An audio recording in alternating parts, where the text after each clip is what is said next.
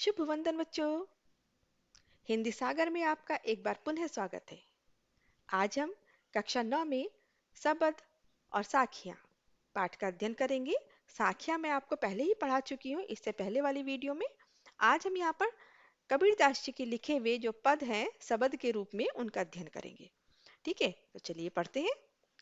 मुझको कहाँ ढूंढे बंदे मैं तो तेरे पास में, ना मैं देवल ना मैं मस्जिद ना काबे कैलाश में।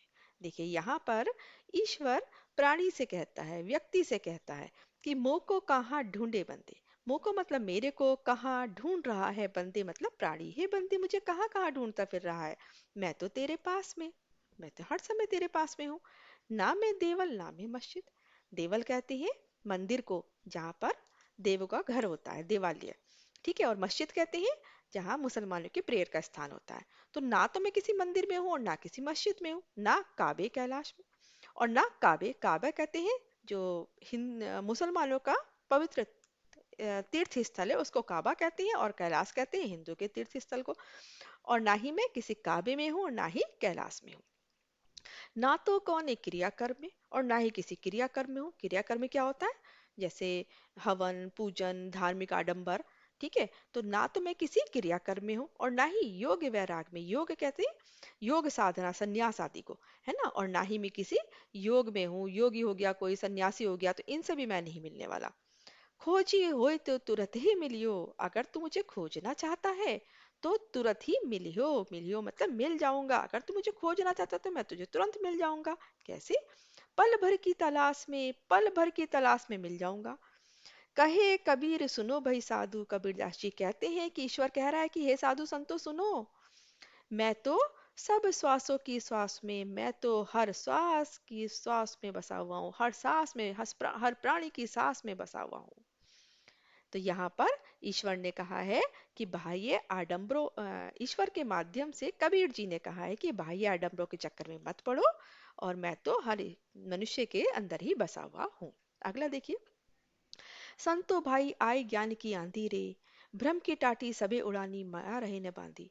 संतो भाई, हे संतो, यहाँ पर ज्ञान के महत्व को बताया गया है। तो कबीरदास जी कहते हैं कि हे संतो, हे साधु संतो सुनो। आई ज्ञान की आंधी रे, ज्ञान की आंधी आ गई है। जब आंधी आती है ना तो सब कुछ उड़ाकर ले जाती है अपने साथ में। तो इसी तरह ज्ञान की आंधी चल गई है।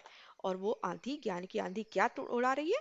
भ्रम की टाटी सबे उड़ानी। भ्रम मतलब जो हमारे मन के अंदर भ्रम थी, अज्ञानता थी, और उसकी टाटी, जो उसके पर्दे थे, भ्रम के टाटी थे, वो सब उड़ गए हैं। माया रहे न बांधी। और माया, मोह माया भी इसको नहीं बांध पाई है, वो भी सब उड़ गई है। हित चित के दे दूनी गिरानी। थूनी कहते हैं स्तंभ को, पिलर को। ठीक है, तो ऐसे जो खंबे थे हित और चित के, मतलब ये मेरा, मोह माया के, हित के, ये मेरा ये तेरा, इसके जो खंबे थे वो भी गिर गए हैं। मोह बलिंदा, बलिंडा टूटा। मोह माया का जो बलिंडा, बलिंडा कहते हैं जो छप्पर को टेकने के लिए एक बीच में बल्ली लगी होती है ना, पिलर जो होता है उसको बलिंडा बोलते हैं। तो जो मोह का बलिंडा था, जो मोह का पिलर था, वो भी टूट गया है। तृष्णा छानी परी घूर घर ऊपरी। तृष्णा कहते हैं लालच को।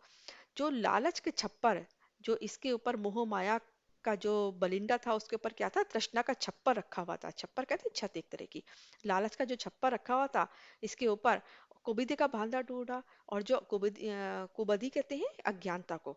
अज्ञानता का जो जो भांडा था, जो भेद था, वो भी खुल गया। भांडा फूटना मतलब भेद का खुलना। जो अज्ञानता का था वो भेद भी खुल गया है। लालच का छप्पर भी जो रखा हुआ था वो भी टूट गया है, और अज्ञानता का भांडा भी फूट गया है। जोग जुगति कर संतो बांधे, निरचु चुवे न पानी। बहुत प्रयत्न करने के बाद में जो संतों ने इसको बांध रखा था, लोगों ने इसको बांध रखा था जिससे पानी भी नीचे नहीं चू सकता था, वो भी सब गिर गया है।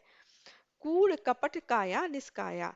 कूड़ा कपट जो हमारे मन के अंदर में मोह माया रूपी कूड़ा था, अज्ञानता रूपी कपट छल था, ये सब कुछ जो है वो सब हमारी काया से निकल गया है। कब? हरि की गति जब जानी। जब प्राणी को हरि की गति का पता चल गया, हरि की महिमा का पता चल गया, ज्ञान का पता चल गया है, ऐसे ज्ञान से उसके मन के अंदर का कूड़ा कपट सब निकल गया। आंधी पीछे जूझल बूठा। और आंधी के पीछे जब ऐसी ज्ञान की आंधी आ गई, अपने साथ सब कुछ मोह माया सब कुछ उड़ा कर ले गई, अज्ञान उड़ा कर ले गई, तो उसके पीछे जो जल बूठा, जो हरि का जल बूठ रहा है, हरि का जल आ रहा है, बूठा मतलब आ रहा है, प्रेम हरि जन बीना, उस प्रेम की, हाँ, उस प्रेम रूपी जल में हरि जन बीना, जो हरि के भक्त हैं वो सब उसमें भीग गए हैं। कहे कबीर भान के प्रकटे, कबीरदास जी कहते हैं, भान कहते हैं सूर्य को, भानु, ठीक है। तो कबीरदास जी कहते हैं कि जब ऐसा सूर्य प्रकट होता है, जब ज्ञान का सूर्य प्रकट हो जाता है, उदित भया तब खीना, तो ऐसे ज्ञान के सूर्य के उदित होने पर, प्रकट होने पर, भया तम खीना, तो जो अज्ञानता का तम मतलब अंधकार है वो सब चला जाता है, निकल जाता है। तो बेटा आपको समझ में आ गया होगा। अगर आपको मेरा वीडियो समझ में आए, अच्छा लगे, तो प्लीज मुझे कमेंट करिए, मेरे वीडियो को शेयर करिए, सब्सक्राइब करिए। खुश रहिए, स्वस्थ रहिए। धन्यवाद।